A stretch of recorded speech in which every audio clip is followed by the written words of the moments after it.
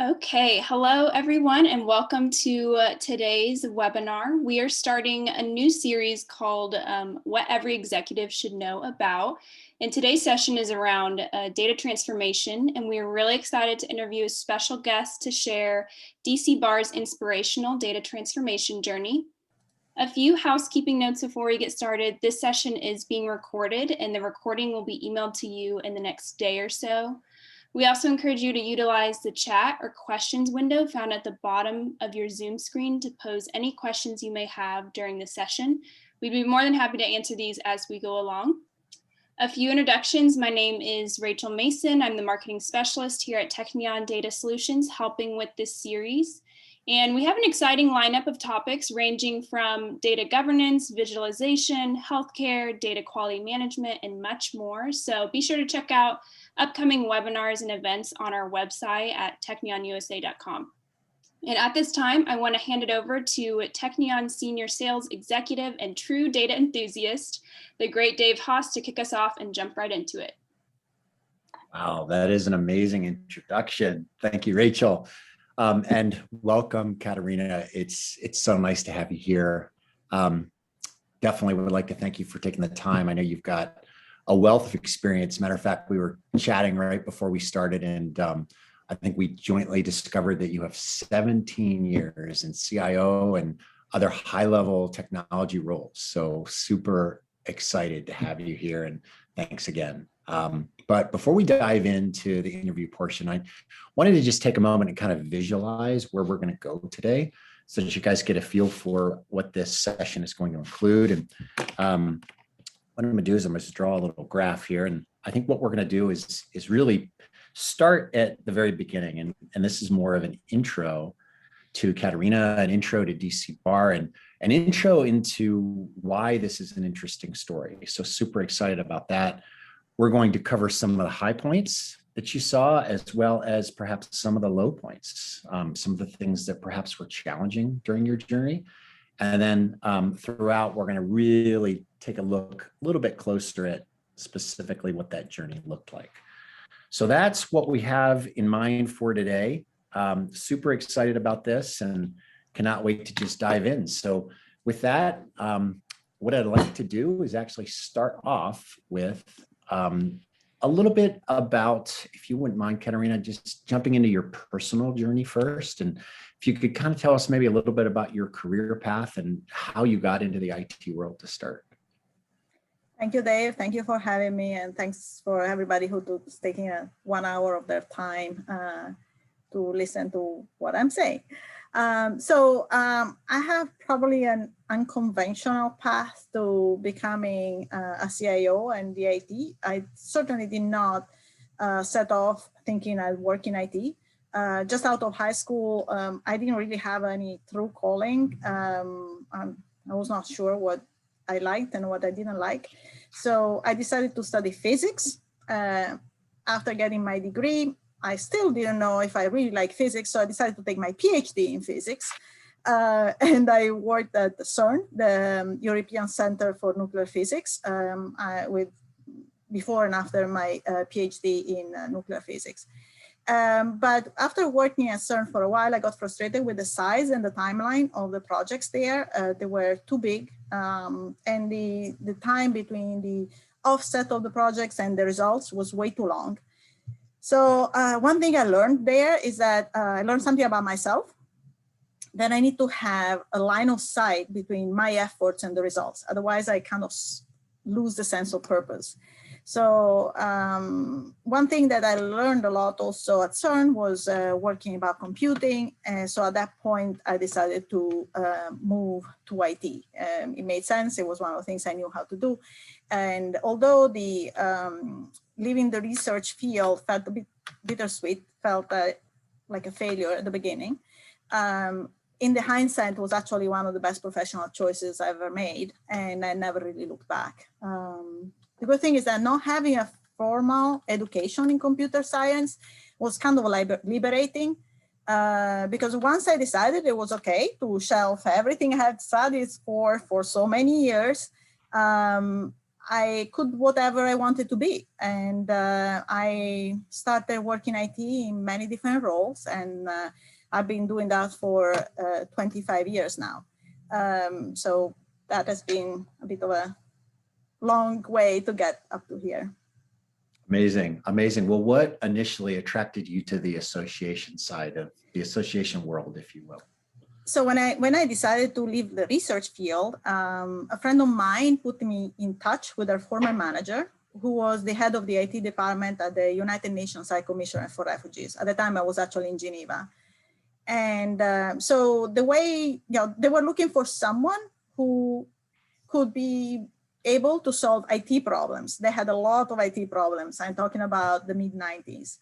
And, I was coming out of research. The only thing I knew was how to solve problems. That was really my biggest skill. And to my surprise, considering I didn't have a specific experience in IT, they actually hired me. And I was like, wow. And it's always about people who give you opportunity, right? That's all there is. And so I started working in the nonprofit world that way. It was the United Nations with a great mission, the refugees. And I've been working for nonprofit and associations since. The main, the DC Bar is essentially an association, operates effectively as an association. And associations are particularly interesting for me professionally, because they have, despite the fact of usually being small, it's rare for association being, larger than 200-300 staff. They have a very varied range of businesses. So they provide services to members, they publish journals, they publish books, they organize events, mobilize volunteers, provide continuation of legal educations. They provide services to members and to the public. So it's rare to find organizations that are that size, but they have so many range of, so many business lines.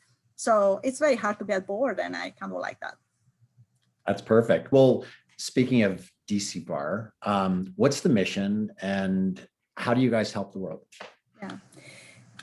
So the DC Bar is a unified, so it's the largest unified bar in the United States.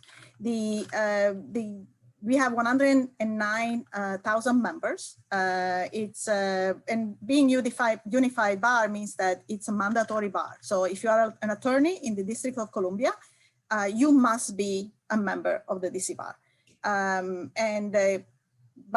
In virtue of that, you also have to be subject to its ethic and professional rules. So the DC Bar mission is essentially to serve its members and to help them to serve the community. We support our attorneys by organizing courses for continuation of legal education credits.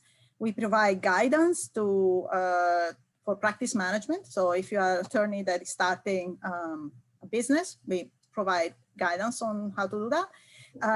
We provide advice on legal ethic matters. So if you are an attorney who has a case and you're not sure if there is a conflict of interest or something like that, you can come to us and we resolve that. And we even have psychologists on staff that run a confidential lawyer assistant program. So we also organize conferences, networking events, publish journals and books. From the public side of the services, we have two affiliated entities to the bar that manage the attorney disciplines. And they ensure that attorneys practicing in the District of Columbia are held accountable for violations of their professional conduct, rules of conduct. As CIO of the DC Bar, I'm also the CIO of the Pro Bono Center, which is a charitable organization associated to the bar, and their mission is to provide free legal assistance to individuals, nonprofit organizations, and small businesses. So we do a lot of things for being a small organizations after all. It sounds like it. That was interesting. Also, you've got psychologists. Yeah. In the staff. That's amazing. Well, let's dive into, I think, what most of the folks here are probably really eager to hear about, which is the data side. And would love to start with just talking about how data is used and is valued at DC Bar. Yeah. So So we have two aspects of the data at the DC bar. So we are by constitution, so we were constituted by the DC bar court, the DC Court of Appeal.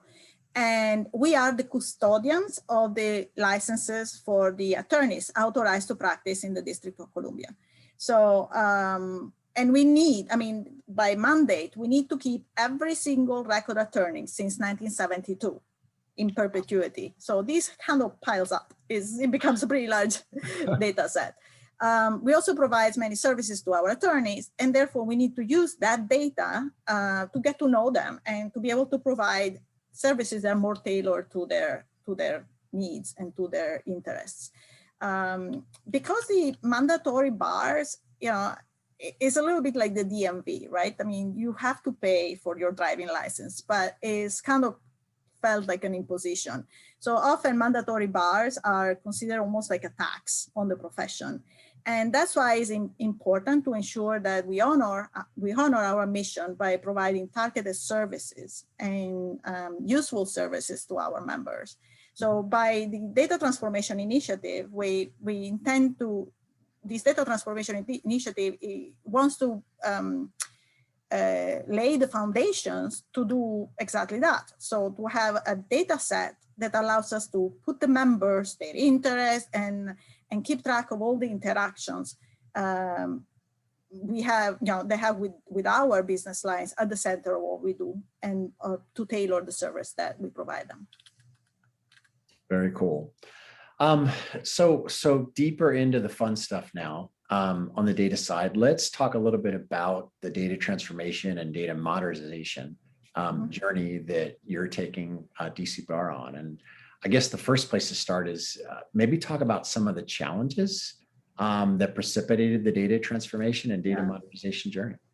So I don't know if some of the people in the audience are part of an association or not, but the DC Bar had the challenges that are pretty common to most associations. We have a limited set of customers, our members, in case, attorneys, and but we have this very wide variety of business lines. And each of these business lines, if they were their own business, would be using a business specific tool.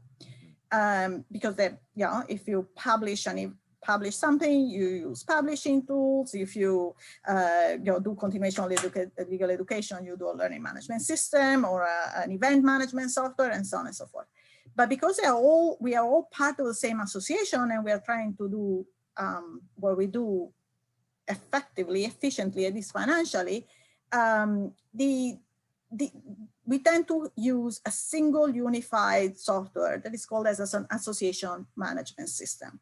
So this is kind of a sort of a Swiss Army knife style application that unifies all the most common functions of the association in one tool. The problem is that if you ever tried using a Swiss Army knife, they can do with an emergency if you're camping, but it's not the tool you want to use every day, especially if you care for your fingers. It's not the ideal thing to use every day. So, and the association management system do a good job for most of the association if they're small or their businesses are simple. But once association become to be a little more complex in their businesses or larger, the various business lines start to reach the limit on what these association management software, this Swiss Army knife, can do. And therefore, they start building ancillary applications around it. They have new system around it. So this ancillary application need to integrate with the association management software and with each other, resulting in a intricate and fragile web of APIs, data transformation, intermediate data tables, batch processes, and so on and so forth. And this web grows organically over time without really having a final picture and a long-term plan. This means that in the moment in which one of these systems need to be replaced, upgraded, changed because technology changes, this operation become extremely expensive and disruptive. So when I joined, sorry, this was a long way to get to your questions, but when I joined 2.5 years ago, the DC Bar, the organization was actually reeling from one of these projects. They had recently replaced the AMS, and that project did not go well.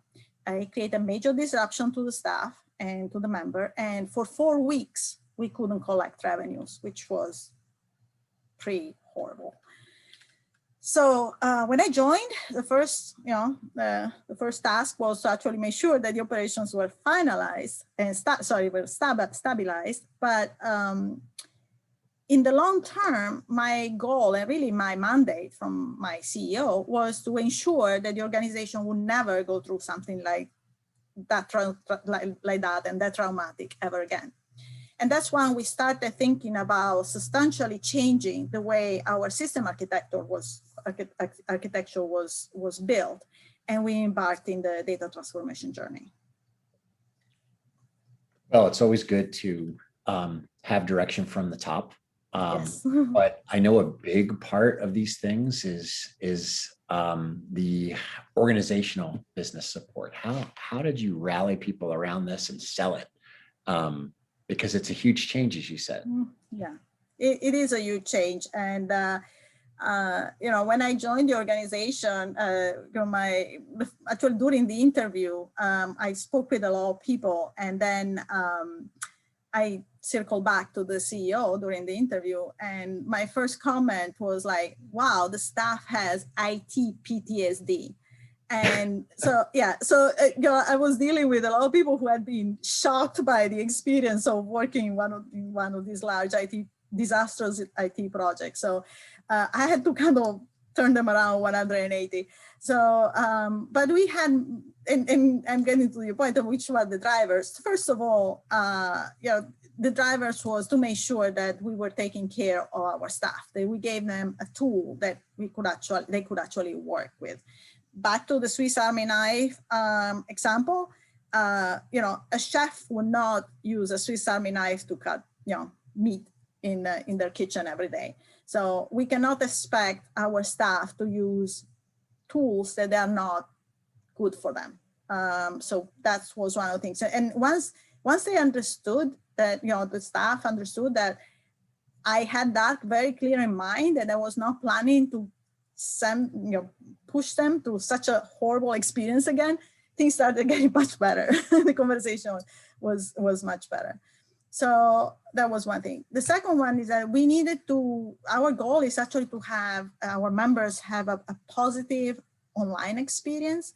The website, our website, and to a point, we're still working to that, looked like something that was built in the early 2000s.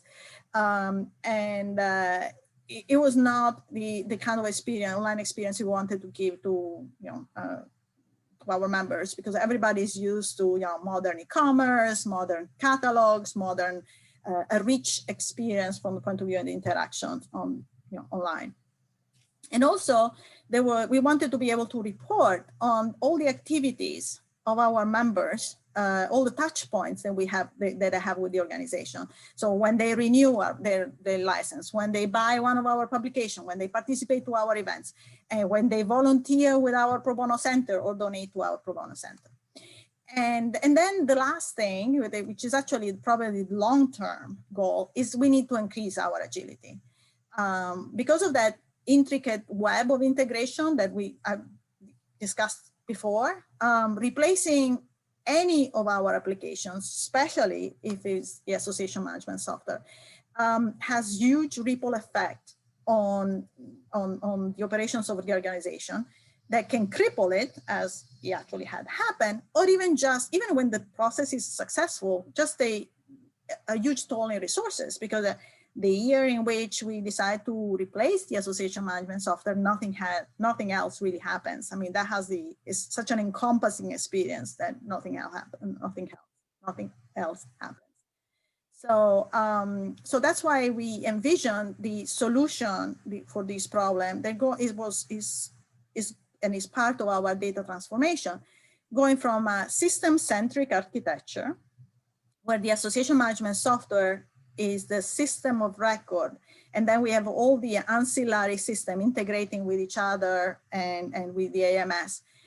Going from that system to a data-centric architecture, when we have a data set, a data warehouse and a data hub, specifically, and I call that a data set, there is API enabled and is at the center of the architecture. And all the applications, including the AMS, that before was the center, was the heart, and now is actually one of the peers association going around the data set. Our data set, as I said before, we have to keep the data since 1972, so that will never change. Our data set it is immutable, it always stays there. So, but yes, the different application change. So we maintain the data in this unified integrated record of our members, and all the association will talk to it through APIs. So that's where we are, the journey, like that's our final destination in our journey. You're talking about selling earlier. This project, I'm not sure I would use it as, I don't particularly like the idea of selling something internally. Because when you sell, there is someone who gets money and the other one is paying. So usually, there is a weird relationship there. In our case, we behave more like a family that decides to move to a new city or a new country because everybody knows that there are better opportunities there. So we had several meetings. I presented the various options available with all the pros and cons, including the long-term implication of each option. I mean, we did not sell this as, oh, this is going to be ready. This is going to be fine. This is going to be just a year project. This is a multi-year transformation project. And everybody in the organization was involved, was welcome to join, was welcome to ask questions. As I said before, people had PTSD, and therefore the anxiety in the room was palpable. Sometimes the hostility was palpable. But at the end, everybody understood that this is an investment the organization is doing for the future. And this was also how it was presented to the board. We have a board of directors, and they understood that it's a lofty goal, but they appreciated the fact that we are breaking it in little chunks, and we have a very much down to earth approach on how to get there. So that's how we worked it. Well, you've done a really good job, I think, of painting out what the long-term success looked like. Did you have any near-term success points that you put into place? Like, how did you take the project and say, okay, a win, 1 month out, 2 months out, 3 months out? How did you divvy that out, and what did those look like?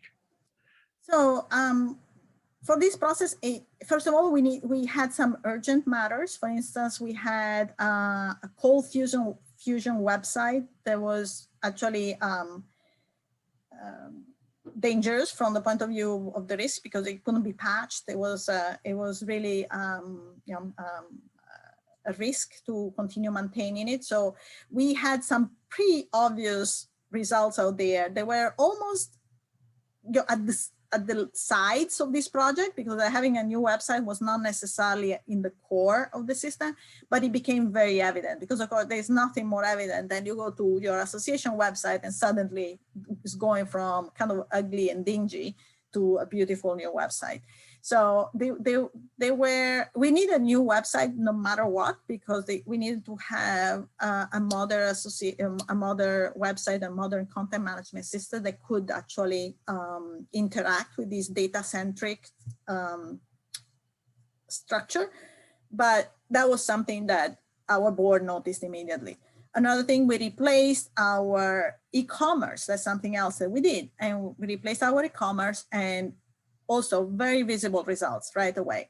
So we decided to alternate projects that have very public visibility with projects that are instead very much internal, like setting up the data hub, setting up the warehouse. So the members will never see the warehouse. They don't care about it. It's just a tool to get to the goal.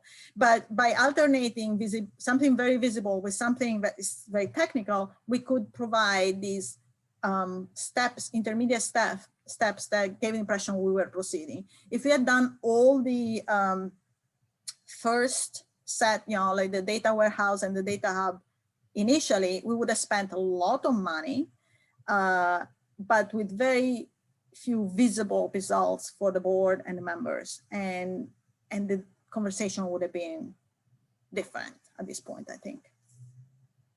Sure. Well, you obviously you have a bright and talented team. Where did you guys, how did you kind of go about finding out where the holes were and where you needed help and where you didn't need help and you could do it all yourselves? Yeah. So, after you have this brainchild of a new architecture, you also realize that it's not easy. As far as I know, going from an application-centric to a data-centric architecture has never been done for an association.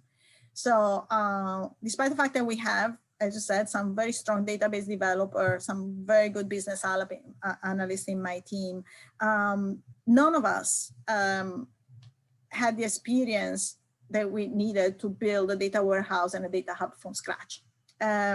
Also, our resources are limited, and we wanted to make sure we don't make costly mistakes going forward. So we're trying to be, careful with how we spend the money. So we needed a partner that would guide us in the process, take over some of the heavy lifting, and kind of point out the pitfalls, the landmines, or give guidance, say, you shouldn't do this way, you should do it the other way. So Technion, we feel that Technion, we found that partner, and also, Technion offered us the option not only to be a partner, but working with us as a mentor. One thing that I wanted to make sure that in this process was that my team was an integral part of the process, not just a spectator, not just a user of the finished product. And actually, Technion had already worked in that structure with previous client, with that dynamic, and I think that it was actually very beneficial. Very cool. At a high level, how is this going to transform the business, Caterina? Well, it's a wishful thinking. Well, I often talk to other CIOs of other associations, and we all have the same challenges. But most of the CIOs that I talk to are focusing on the issue of reporting across all the activities and the various business lines. Not necessarily on that aspect of architecture, resilience, and agility that I mentioned before. Indeed, there are many companies, there are several companies that has a product, they have a business intelligence tools for associations. So they have already all the integration done with the most common association management software, learning management systems, and so on. So they consolidate the data and they make pre dashboards and stuff like that. But of course, unless one changes the underlying architecture of the systems, these BI tools, they end up being yet another of these ancillary applications around the system-centric environment with the association management software at the center. And they don't really solve the problem in the long term. So next time we go to replace the association management software, we just have another tool, another ancillary application that needs to be reintegrated with the new association management system. So I hope that the DC bar will be able to start a new trend of technology in the association world, and that the Technion, being our partner in this project, will acquire the expertise needed to facilitate the process in other organizations. That's amazing. Thank you. Let's talk about the takeaways. Tell us about the takeaways from this journey at a high level, and even if you want to get specific, but talk about some of the big things that you've learned. So the journey is still long. So I'm pretty sure that if we have this conversation in a year time, we'll probably have a different or maybe longer list of takeaways. But sure. The first one, I will say that if you're thinking about any transformation project of this type, beware that it needs to be rooted in pain. And by this mean that you need to address a problem. make someone's job easier. Find what a pain point and trying to resolve it, because an argument like, oh, this structure is more elegant, or this will, make IT's life easier, or the disaster recovery will be easier if we do it this way, is not an argument that will fly with any board or any staff group. You have to address the pain point of the organization on the business side. The organization usually does not care about IT. So an IT argument does not work. The second, to me, is always remember to do no harm. So at the bar, as I said before, we are effectively taking apart our association management system, something that has served, not very well, but has served so far the association, by replacing the various functions that currently fulfills with specific best of breed applications. In this process, we must ensure that our data remains available and reliable, and there are no disruptions of service. So in the moment in which I'm forced to say, well, it has to get worse before it gets better, I would have lost the trust of all the staff, all the members, and I won't be given a second chance. So I have to be really, really careful of do no harm. The third takeaway, I think, is watch your language.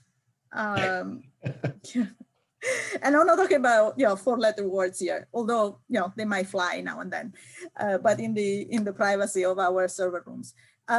So when I talk about this, I refuse to talk about data transformation internally. I mean, this is, of course, is a conversation with IT people, with an IT company. But if I started talking about data transformation in any of the meetings I had with the stakeholders in my organization, I would have lost half of the audience, the first 5 minutes, and the second half after another 5 minutes. So you have to find a concept that the business stakeholders relate to. Data transformation is an abstract idea. Sometimes it's not even IT people can agree on what data transformation means.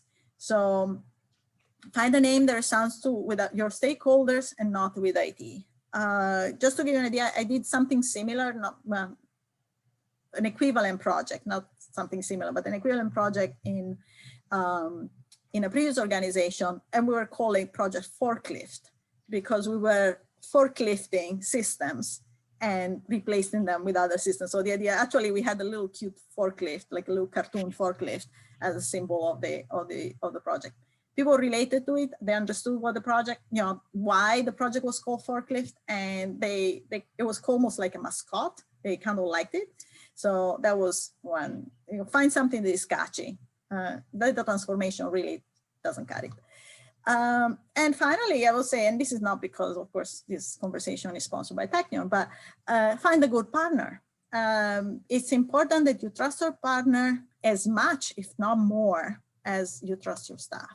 I think that's there will be times in which there is going to be a conflict of priorities, some resources shortage, funding shortage, and so on. And you want to be able to say, I trust that I got the best bang for my buck, and I trusted that my partner did the right thing for the organization. Wow. So when we started the interview, you talked a little bit about the wariness of taking on these big, huge projects at CERN, right? This sounds to me like it was a big, huge project that you made very easy by just talking at the right levels and understanding what people wanted, watching the language, doing no harm, and essentially, your process was rooted in pain, as you said, solving pain points from people. Along those lines, though, I would imagine that doing all of this during a pandemic caused its own unique set of challenges as well. Could you talk a little bit about that? Yeah, so we actually, so we stopped going to the office in March 16th, so almost a year now, March 16, 2020. And we were in the process of working on our new website. Since then, we completed the website, we replaced our learning management system, and we started the data, the data warehouse and data hub, while supporting 200 people working from home. So I cannot be prouder of my IT team. They did not miss a beat. They're just awesome.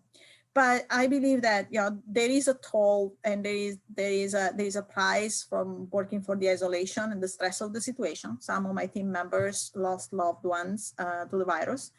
Others have complex logistics at home. I mean, I'm pretty sure that all of you have, like a dog running into the room, a child screaming, or other things that happen. We all have life.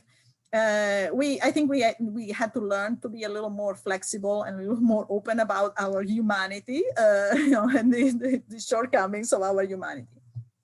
Said that though, the DC bar surprisingly, not surprised, but transition to the remote workplace surprisingly well. Of course, we had to suspend some of the activities, or we organize in-person events and things like that. These cannot happen anymore. But other than that, we continued pretty much to operate business as usual.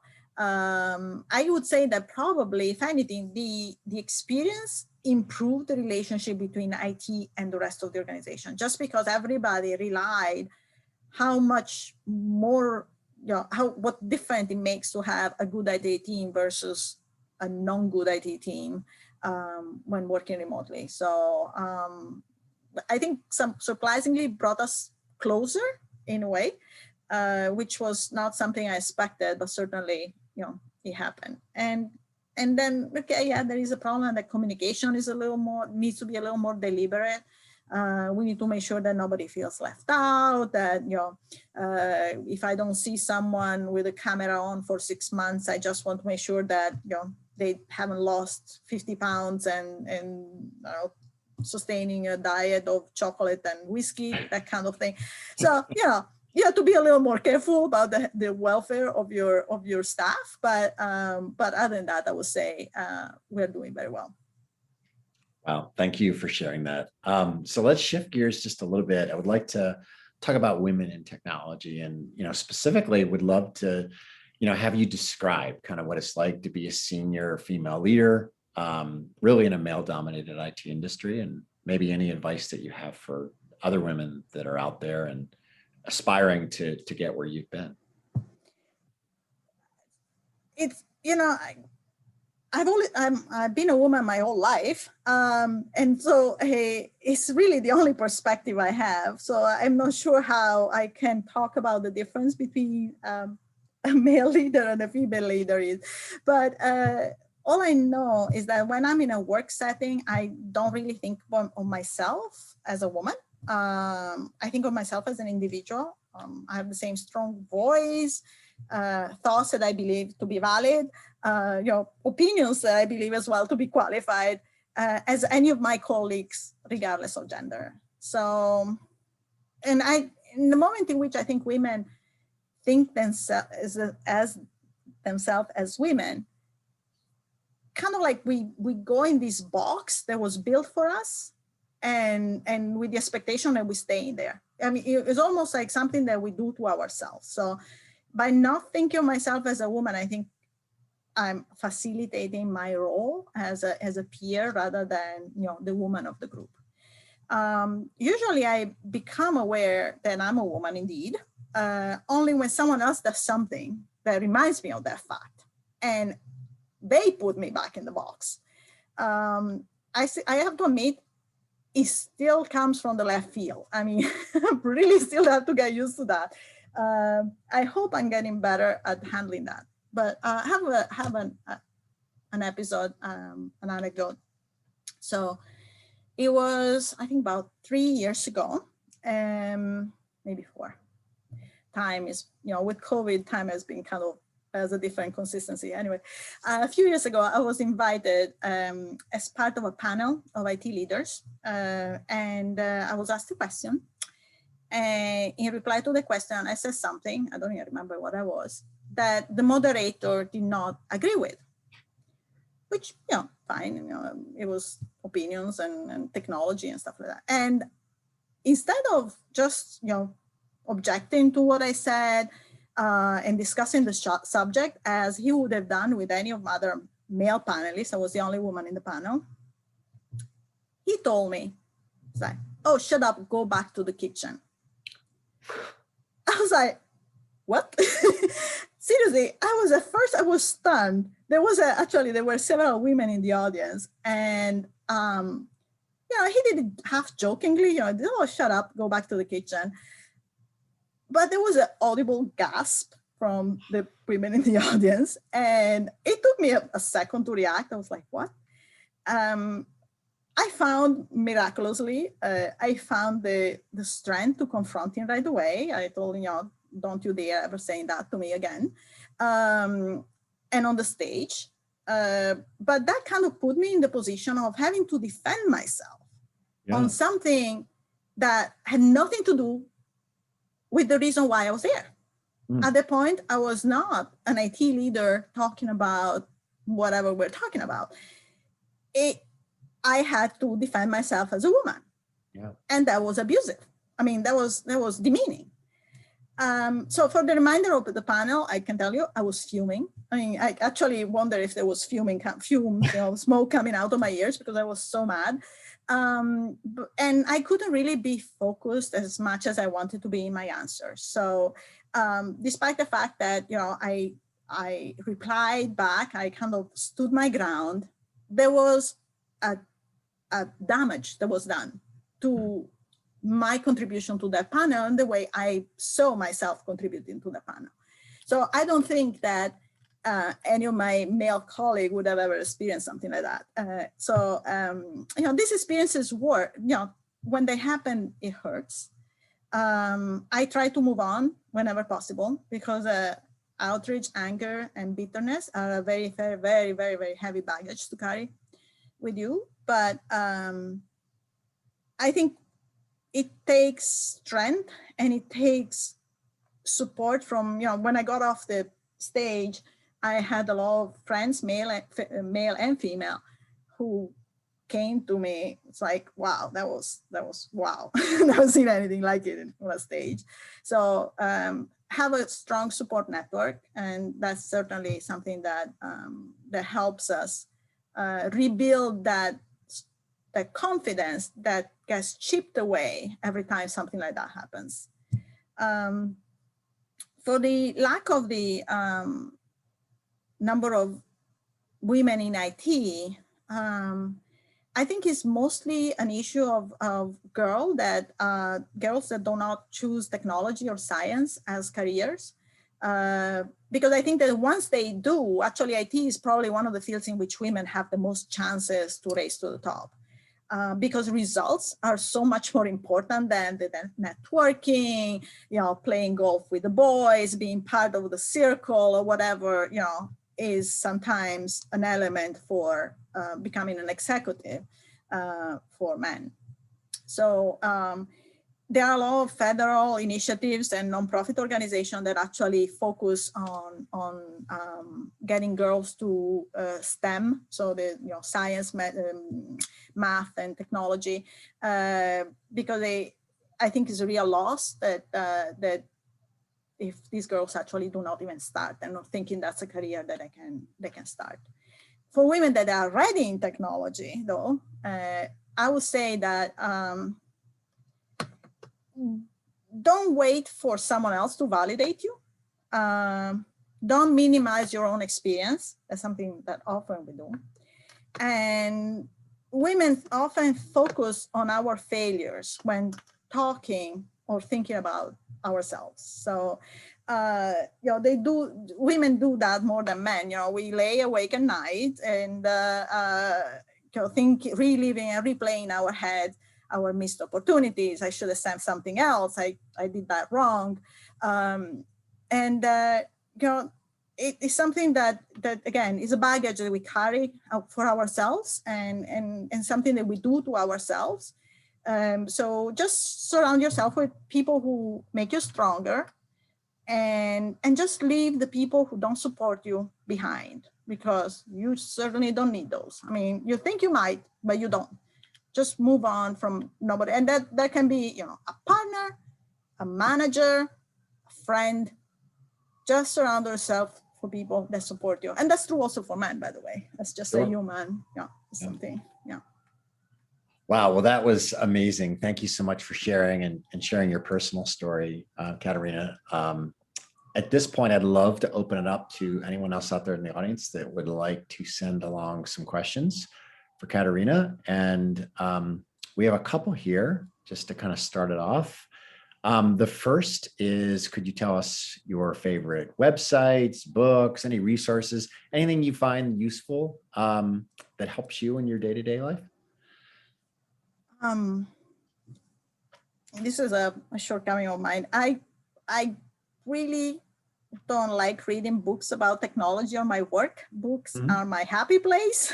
They have to be for leisure only. I read novels, like my life depends on it, but I try to compensate with other ways. So I subscribe to David Misler blog. It's called Unsupervised Learning. I think it's davidmisler.com, his website. David Misler is a security specialist, but he's really just a very sharp guy. He has a lot of interesting ideas. In his blog, talks about security, news. Sometimes it gets political, so you might not agree with him, or might not agree with his position, but it still, I think, is very provoking. And he talks about all sorts of subjects, from AI to happiness. I mean, very wide range, always interesting. I also follow, what's his name? John Mello's blog. He's also a cybersecurity expert who talks about technology in general. He has a very good blog. And then as a publication, actually, my husband is an MIT alumni, and we get the MIT Technology Review at home, and I kind of like reading it, and they're always the cutting edge things. I mean, it's interesting how you read these almost science fiction things in the MIT Technology Review, and 5 years later they become a reality. So it's pretty. It reminds me that once upon a time I was a scientist, so that was fun.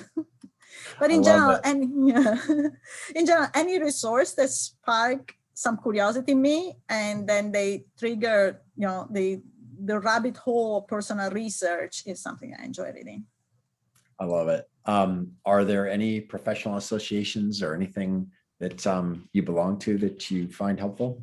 So I belong to two professional associations. One is the Society for Information Management, and the other one is the American Societies for Association Executives, ASA. They're both very good. One is specific to associations. But to be completely honest, the group that is always the most helpful is sort of an informal network of peers that we built over time.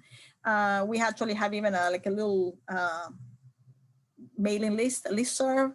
And we created this mailing list, and they anybody can ask a question. Do you have a vendor that is good for this and that? And by the way, that's how I discovered Technion. I asked one of my peers, and then they just say, yeah, I work with Technion.